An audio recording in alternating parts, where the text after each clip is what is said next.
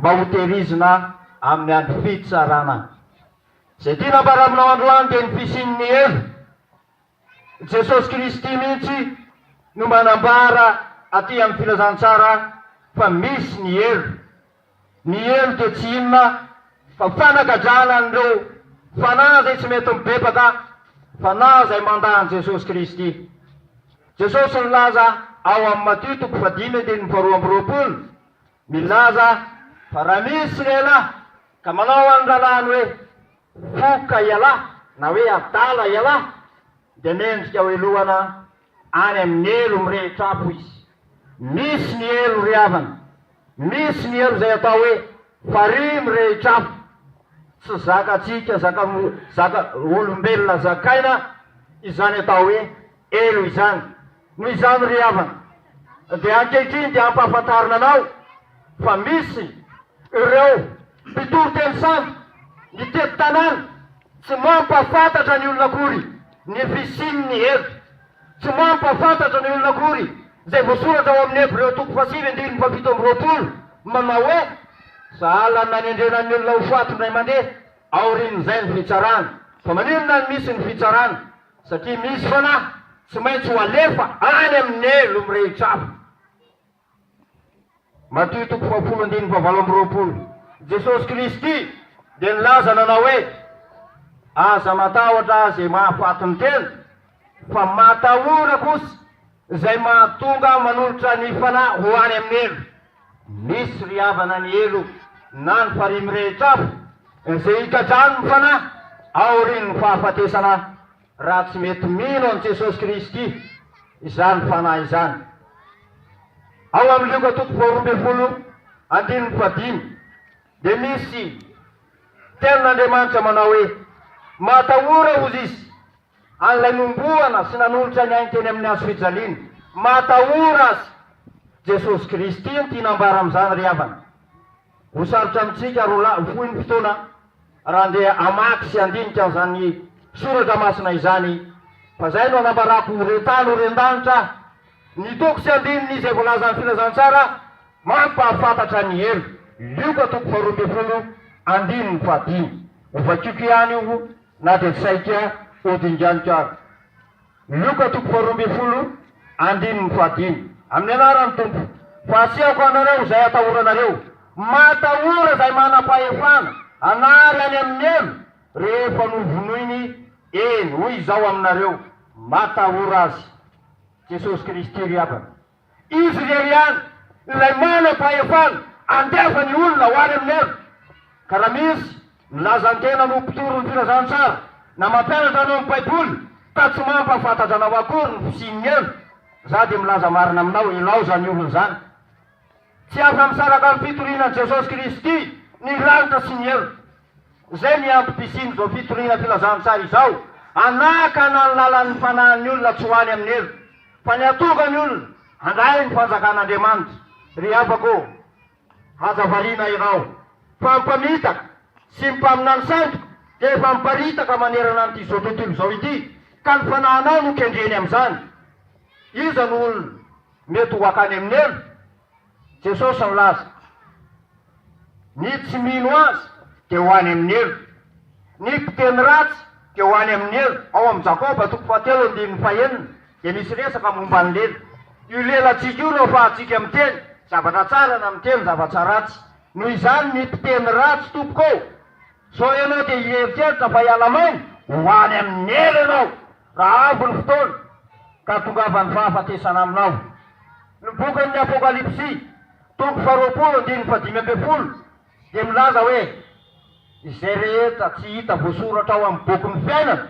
dia ho atsipy any amin'ny elo, any misy ny farihy mirehitra afo. Zany elo zany ry havana dia afo mirehatra zany, nefa dia misy ny fahamazina mahagaga latsasineny fikotroan'ifo. Izany ny zavatra misy any, tsy ho zakazakaina izany. Misy ohatra anankiray ampanoarana nambaran'i Jesosy eo amin'ny filazantsara izay mahakasika any Lazarosy sy ilay mpanan-karena ratsy fanahy sy ny mpanan-karena tsy akory rehetra akory no any amin'ny elo. Diso raha izany fa na izako ara mba te ho mpanan-karena, fa zay mpanan-karena ratsy fanahy no ho any amin'ny elo. dia nilaza ilay mpanan-karena nanao hoe ry Abrahamo mba irao Lazarosy mba haka-rano kely ny ray mitete fa maina loatra ity satria kombara aminao ry anana dia misy ny elo na ny farimy rehetra afo ka zay rehetra tsy mandray an Jesosy Kristy araky le voasoratra atao amin'ny bokin'ny Apokalipsy sity hoe toko 20:5 manao hoe izay rehetra tsy hita voasoratra ao amin'ny bokin'ny fiainana dia ho atsipy any amin'ny elo mirehitra afo izy izavo mety ho any Apokalipsy toko 2:20 voasoratra ao hoe anvelana izy ny alika izany alika zany a tsy dia raisina rahabaky teny hoe alika hoe biby mandady fa milaza ohatra aminao a mba hahafantaranao azy ohatra za mitoro teny aminao zao ka rehefa miverina indray any amin'ireo fahalotony verina indray any amin'ny fahotany dia hoariny baiboly amin'ny alika satria voasoratra ao amin'ny bokin'ny Petera fa ny ambony no miverina amin'alohany noho izany ry havana ny zay efa nandray an Jesosy ka miverina indray makany amin'ny fampianaran-diso dia lazaina fa hoe alika ireny raha ny baiboly no hoariny miverina amin'alohany indray ka noho izany mbola manam-potoana ianao zao miverena indray amin'ny Jesosy Kristy fa izy any no afaka mamefy ny lalanao rehefa tonga ny fahafatesana tsy zoranao any amin'ny elo voasoratra ao amin'io Apokalipsy toko 2:20 ihany kio fa ny mpanao ody ratsy dia tsy mba ho any zany fanjakan'Andriamanitra izany fa ho any amin'ny elo mirehitra afo ny mpivarotena ny mpamon'olona ny mpanomposapy ny mpandaingy ny tiraingy ny mpimamo ny mpijagajaga ny mpangavaton'olona ny mpangalatra sy zay rehetra manao fahotana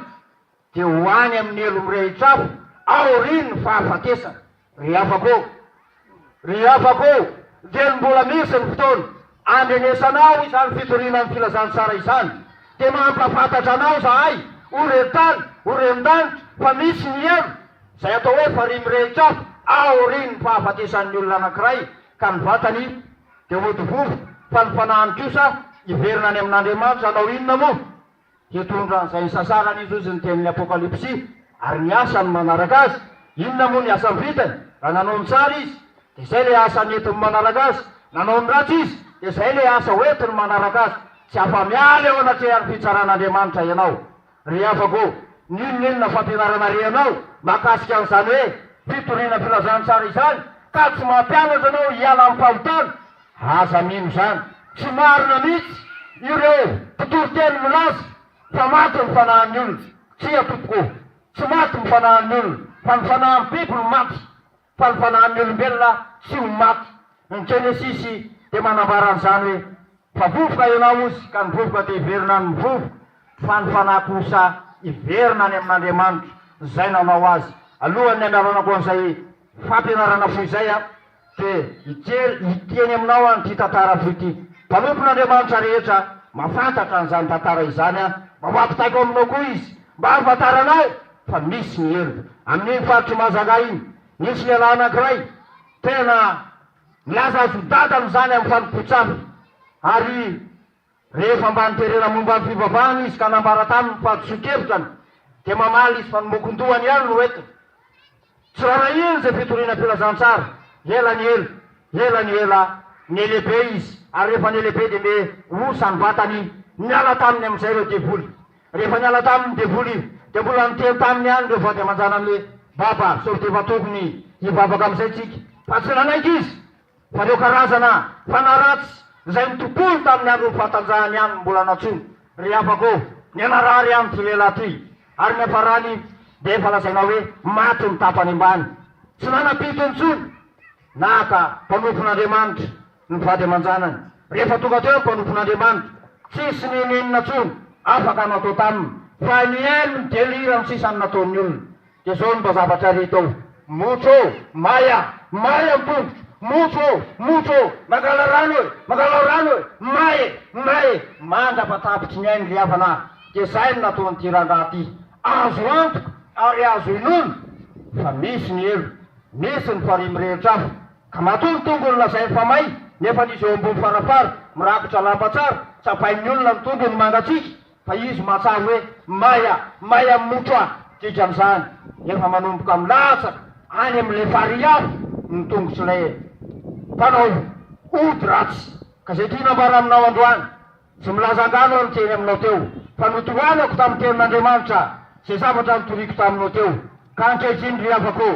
ninona iainanao ninona fitoriana filazantsara enonao ao ambadiky zany rehetra zany